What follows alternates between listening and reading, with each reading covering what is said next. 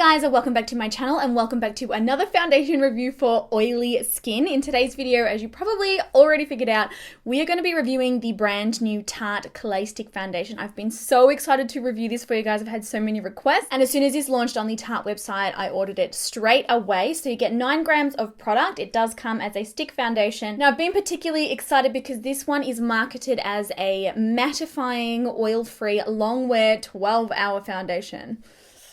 Can we just? It sounds like heaven. So according to Sephora, it's a 12-hour wear creamy clay foundation stick that delivers weightless, natural looking coverage.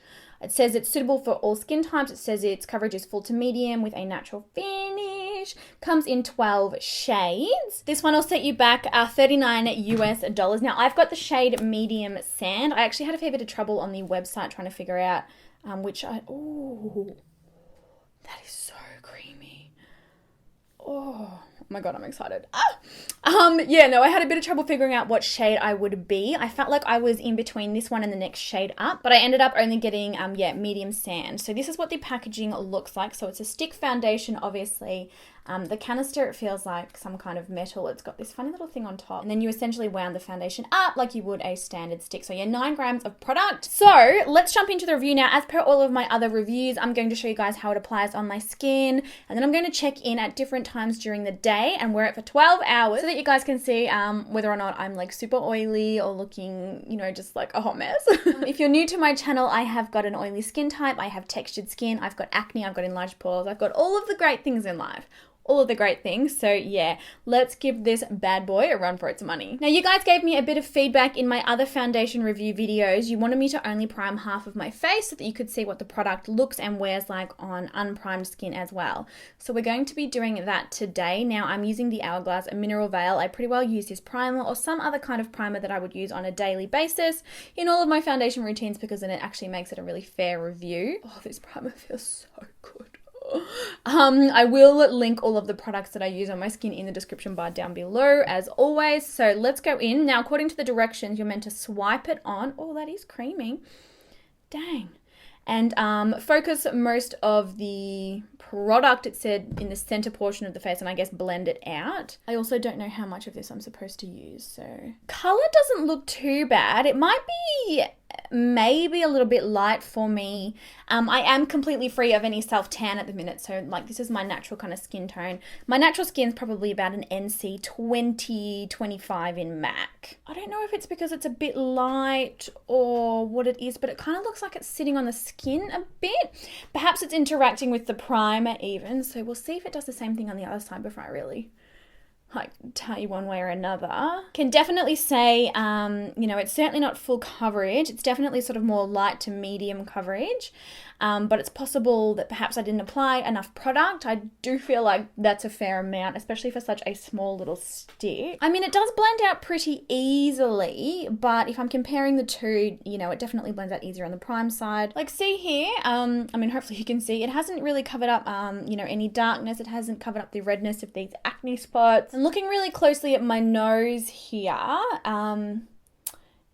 it looks like it's kind of separated on my nose. Now this is both, maybe it's not so bad on the side without primer. It looks like it's separated and it nearly looks like it's clinging to kind of dry spots. Like that's the impression that I get, even though I don't really have dry spots because I'm such an oily skin type. Yeah, it doesn't look great close up, you guys. I can see a lot of texture on my skin. I'll zoom in so you can see this quickly, and then I'm going to try applying another layer of foundation and hopefully, maybe that will fix up the separation. I just don't really know what's going on. See how it's picking up the texture underneath my eyes? It looks quite crepey through here. It doesn't look very smooth. And see how it's like it's not really blending properly on my nose. It's kind of just separating. And it's already actually settling into this smile line around my mouth. Let's apply a second layer and I don't know, it might look a little bit better. Yeah, I would probably more term this foundation as a light to medium coverage, not medium to full coverage. Okay, so this is what it looks like with 2 layers. So we've got the primed side here and then the unprimed side. I can see a fair bit of texture on the top of my lip.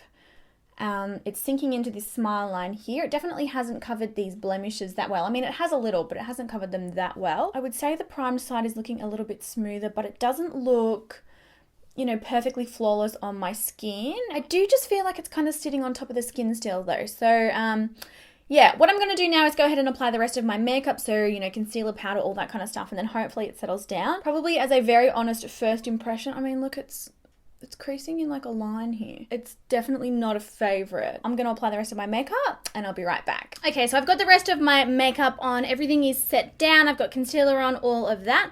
Coverage wise, it's looking pretty good. Unfortunately, the issue with the settling and the caking and the creasing has not improved in any way whatsoever. I'll zoom you guys in so you can have a close look, but around my mouth just looks horrendous. Okay, so hopefully you can see all of the caking that's occurring on the top of my lip here. It's creased into the lines here and here. It's caked around my nose here. Oh, and if you can see the side of my nose, like it is separating. It's definitely completely matte. Like I'm definitely, you know, looking very, very matte everywhere. I'm hoping that my natural oils will come through and will help, you know, this look a little bit more natural. But at the minute, it's looking kind of crazy. So what I will do now is I will go and I'll be back in about 6 hours to check up how my skin is going. So I'll talk to you guys then. Hey guys, back again. So we are at the 8-hour mark now. I'm a little bit later than I had intended on being, but I've just been super busy. So let's have a look and see what my face is looking like. Okay, so first up, for 8 hours of wear, this is really, really good for oil control. I am definitely getting dewy and, you know, a little bit shiny, but it's definitely kept my skin fairly well matte. Unfortunately, even though all of my natural oils have come through, I'm still looking cakey as anything. So there's lots of cake around my mouth, on the sides of my nose, underneath my eyes. I've still got this like major creasing situation happening. If anything, the best way to describe this would be by saying that my skin looks aged. Like my skin just looks, I don't know. It's not great. Let's zoom in so that I can show you a little bit closer up. All right, so see the lines around my mouth here? There's a really deep crease. Normally, foundations really won't settle too much on the sides of my mouth. I'm pretty lucky in those respects, but you know, there's a fair massive crease happening here. I don't know if you'll be able to see it, but there's actually some creasing happening like across the bridge of my nose that never happens. Quite a lot of caking on the sides of my nose. It's actually rubbed off on the end of my nose here.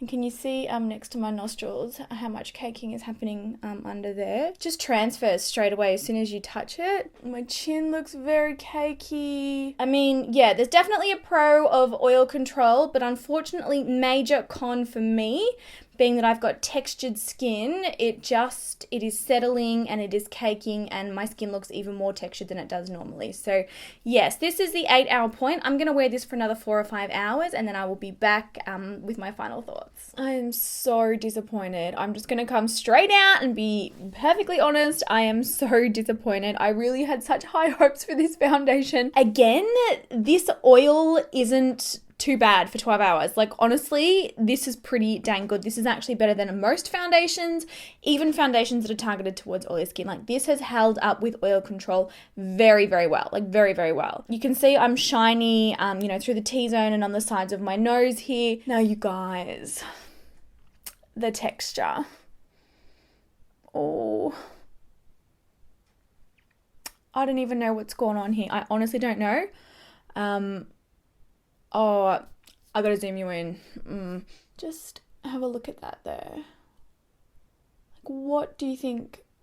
I don't understand. You might be able to see a better look at how oily I am now that it's a bit more zoomed in. Now, for reference and just so that you remember, this side here is the primed side and this is the unprimed side.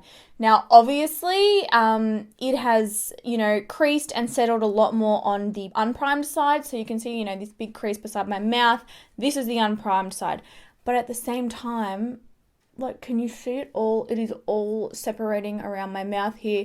It's all separated on top of my lip. It's all separated on this side of my nose. It looks very, very cakey. There is a lot of texture on my skin that isn't normally there. And it just, like, you touch it and it just completely rubs off. Like, it just disappears. Like, look, now my nose is red. There is just so much going on my skin right now. This is just devastating. damn it. Now, as I mentioned earlier, I had really hoped that once, you know, my natural oils had come through and sort of mixed with the foundation and created a bit of a mixture, you know, that this texture and this cakiness would sort of, you know, mellow out. I mean, that does happen with other foundations. Some foundations I'll put them on because they're so mattifying and so powdery. At the beginning, they can look quite cakey, but then after 1 to 2 hours, they look beautifully smooth, and then, you know, they stay that way for the next 12 to 15 hours. Unfortunately, this has not been the case with this one. The cakiness and the texture has stayed in place, and my oils have just come through, and then as my oils have come through, it's caused the foundation to separate as well. So yeah, I'm definitely super disappointed. Now, obviously, for drier skin types or for combo skin types or for people who don't have as much texture on the skin as I do, it is highly possible that you will really love this foundation. I would really love to hear from those of you who have tried this foundation and your thoughts on it. Did this happen to you? Did it separate and get cakey like this and creasy? How it has on my skin, or did it look really nice and smooth on your skin? I would love to know your thoughts. I do absolutely adore the original Tarte Amazonian Clay Foundation. It is in fact one of my, you know, holy grail top foundations for oily skin. I'm just obsessed with it. Unfortunately, this one just hasn't cut it for me today. So yeah. Bit disappointing, but you get that, don't you? I love Tarte as a brand. You know, I adore most of their products. I think their products are fantastic. The eyeshadows, the primers, the foundations, the BB creams. All of it is beautiful. The Shape Tape, like, can we just? But yeah, unfortunately, this one just does not work with my oily textured skin. So yeah, I hope you guys found today's review helpful. I'm actually going to go now and watch some other people's reviews on this foundation, because now that I've done mine, I can watch others and then not be biased in my own. It happens. It happens without you even noticing that it happens. You cannot watch reviews before trying products. You cannot. But yeah, I love you guys so much, and I will catch you in the next video. Bye!